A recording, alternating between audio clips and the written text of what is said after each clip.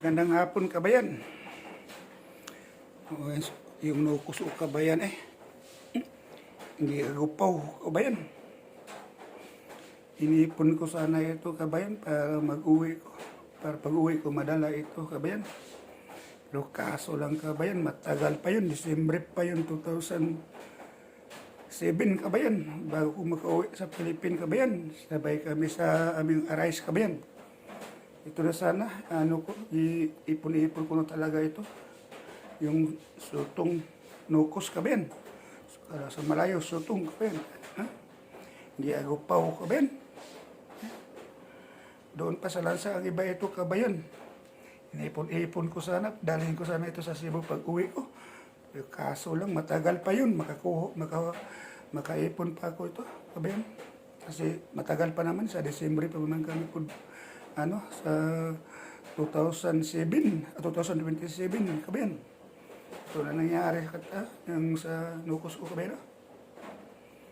Di ako po, kabayan.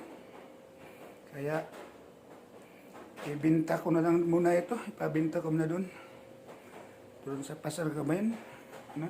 Ibinta ko muna ito kasi, tingnan mo. Linisan ko pa ito, kabayan. Ibilad na naman ulit. Makuha yung niya, tingnan mo. Iba ng kulay niya. Kailangan sa brasan ko yan bago ibilad siya ulit. Bago ibinta. Sayang, akala ko hindi di agupaw kasi ba? Ano ka, Ben? Sayang ka, Ben, itong lukos ko, Ben. Yung magawa ka, Ben. Kasi hindi natin alam, kabayan, kung itong mangyari, kabayan.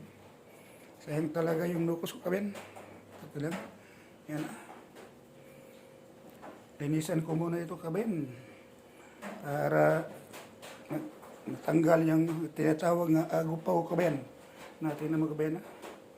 Tagal ko kasing inipon-ipon kasi so, kabayan. Nandun pa sa lansa yung iba. Kaya ibenta ko na muna ito.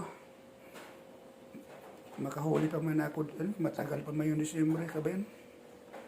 Pakadala ako ng isang sakong lukos, kabayan. Pag-uwi ko doon sa Cebu, kabayan. Kasi hinintay ko na lang, kabayan, yung mga papeles, kabayan. Hindi pa kasi, kulang pa ang isa para matapos na. Kasi doon kayo magdaan sa Kiki, kabayan. Hindi na kayo mag-barter, kabayan. Bahalag walang dala. Nukos nilang dalhin ko, kabayan.